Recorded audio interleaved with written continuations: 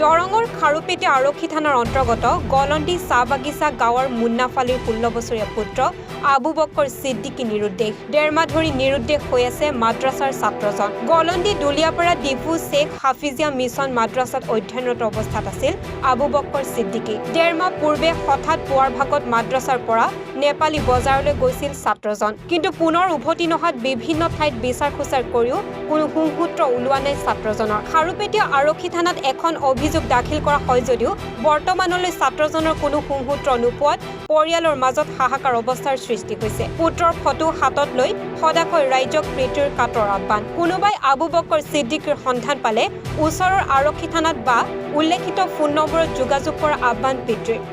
যোগাযোগৰ নম্বৰ 8073588498 আৰু 9613351264। আসসালামু আলাইকুম ৰহমতুল্লাহি ওবৰাকাতু। আমাৰ মাদ্ৰাছাৰ পৰা আবু বক্কৰ ছিদ্দিক নামৰ ল'ৰাজন ইতিমধ্যে প্ৰায় 1.5 মাহমান আগতে ল'ৰাজনৰ ঘৰ আপোনাৰ গলন্দি চাহ বাগিচাৰ হয়। তেখেতে মানে আমাৰ মাদ্ৰাছাত পঢ়ি আছিল প্ৰায় 2 বছৰ হ'ল আমাৰ মাদ্ৰাছাত পঢ়ি থকা অৱস্থাতে মানে কিবা কাৰণত মাদ্ৰাছাৰ পৰা আকৌ ছুটীত ঘৰত গ'ল। ঠাণ্ডা আহিল, নতুনকৈ ঠাণ্ডা অহাৰ ফলত মানে কম্বল চম্বল কিবা কাপোৰ কানি ল'বৰ কাৰণে ঘৰত গ'ল ছুটী লৈ পেলাই বৃহস্পতিবাৰৰ দিনা। আকৌ আমাৰ শুক্ৰবাৰে বন্ধ থাকে যিহেতু ঘৰত ৰাতিটো থাকি পেলাই ৰাতিপুৱাই আকৌ ঘূৰি মাদ্ৰাছাত আহিল। মাদ্ৰাছাত আহি পেলাই আকৌ মাদ্ৰাছাৰ পৰা শুক্ৰবাৰে যিহেতু আমাৰ মাদ্ৰাছা বন্ধ থাকে, আমি ডিউটিতে নাথাকোঁ, সেইকাৰণে মাদ্ৰাছাৰ পৰা আকৌ ক'ৰবাত গুচি গ'ল আৰু। তেতিয়াৰ পৰা আমি আকৌ বহুত জেগাত মানে দৰং জিলাৰ বিভিন্ন জেগাত আমি বিচাৰিছিলোঁ।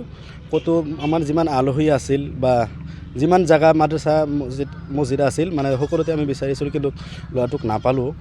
এতিয়া আপোনালোকৰ এজাহাৰো দিয়া আছিল আৰু তেখেতৰ পিতৃও আছিল আমাৰ লগত, আৰু এজাহাৰ কপিখন মোৰ হাততে আছিল। আমি খাৰুপেটীয়া থানাত এজাহাৰ দাখিল কৰিছোঁ।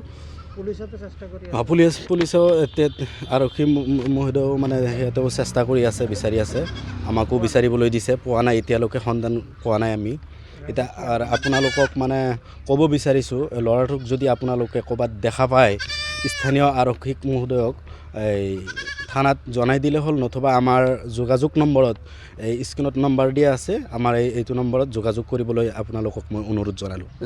আমি ঘৰত নাছিলোঁ, আমি বাহিৰত গৈছিলোঁ। আমি হুজুৰৰ কাম কৈ গৈছোঁ, ক'লে আমাৰ ল'ৰাটো কিবা ঘৰত গ'লে মোক ফোন কৰিব। তে ফোন কৰা নাই, তে কিবা যাই থাকে আহি থাকে, সেইকাৰণে ফোন কৰাই নাই। আমি বাহিৰত গৈছিলোঁ, তাৰ কাৰণে আমি 1.5 মাহ পিছত আমি আহিছোঁ। তে হুজুৰক আমি সুধিছোঁ, বোলে হুজুৰ আমাৰ ছোৱালীটো অহা নাই। কয় নাই, আমি বিচাৰি আছোঁ, আমি পাৱাই নাই।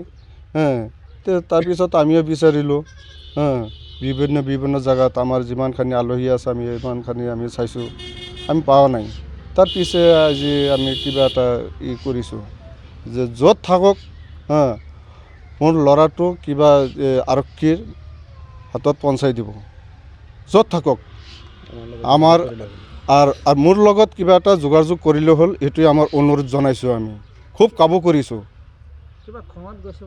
হয়, কিবা এটা খঙত গৈছে, খঙত যাক যেনেকৈ যাক, এইটোৱে আমাৰ খুব এটা অনুৰোধ জনাইছোঁ। আমি তাৰ দেউতা, আমি আবু বক্কৰ তুমি য'ত থাকা, তুমি ঘৰত আহা, য'ত থাকক,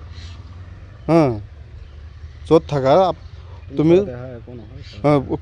কোনো একো নহয়, হুজুৰক কিবা নকয়, আমি ঘৰত আছোঁ, য'ত থাকা তুমি ঘৰত আহ। কিবা কিবি কোনে কিবা এটা কৰিলে আমি আছোঁ, আমি তোমাৰ কাৰণে আমি অনুৰোধ জনাইছোঁ, তুমি আহ। খাৰুপেটীয়াৰ পৰা খয়বুৰ মণ্ডলৰ প্ৰতিবেদন, এনিভাৰত 24।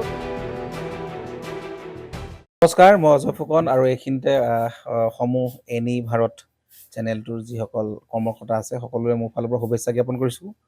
অসমৰ আচলতে সংবাদ জগতত নতুনকৈ আচলতে এটি আত্মপ্ৰকাশ ঘটিছে আমাৰ নিউজ চেনেল এনি ভাৰত, আৰু এনি ভাৰতৰ এটা খুব ধুনীয়া এটা অনুষ্ঠান হ'বলৈ গৈ আছে। সকলোৱে জানে, আমাৰ সকলোৰে মৰমৰ হাৰ্টথ্ৰব জুবিন গাৰ্গৰ গানে কি আনে, আচলতে জুবিন দাৰ সেই গীতৰ আধাৰত আমাৰ হিৰুদাই লিখা সেই গীতটি গানে কি আনে, এই গানে কি আনে নামৰ এটি তেওঁলোকে সাংগীতিক ৰিয়েলিটি শ্ব' কৰিবলৈ গৈ আছে। আৰু 15 আগষ্টৰ পৰা গোটেই আৰম্ভ হ'ব। প্ৰথম অডিশ্যন অসমৰ ধেমাজি জিলাত আৰম্ভ কৰিব। গতিকে সমূহ যিসকল প্ৰতিভা আছে, যিসকলে গান ভাল পায়, যিসকলে তেওঁলোকৰ নিজৰ প্ৰতিভা আচলতে দেখুৱাব বিচাৰে এই ৰিয়েলিটি শ্ব'ত গানে কিয়ানে এই প্ৰতিযোগিতাত অংশগ্ৰহণ কৰক আৰু খুব ধুনীয়া আপোনালোকে সুবৰ্ণ সুযোগ লাভ কৰিব লগতে ইয়াতে পুৰস্কাৰ আছেই বিভিন্ন ধৰণৰ উপহাৰো আপোনালোকে লাভ কৰিব আৰু লগতে এগৰাকী প্ৰতিষ্ঠিত আচলতে এগৰাকী শিল্পী হিচাপে অসমৰ সাংস্কৃতিক জগতত আপোনালোক প্ৰতিষ্ঠা লাভ কৰিব গতিকে গোটেই অনুষ্ঠানটোলৈ মোৰ ফালৰ পৰা শুভকামনা থাকিল আৰু লগতে এই অনুষ্ঠানটোত আপোনালোকে অংশগ্ৰহণ কৰিব আমিও আছোঁ আৰু সকলোকে আমি লগ পাম ধন্যবাদ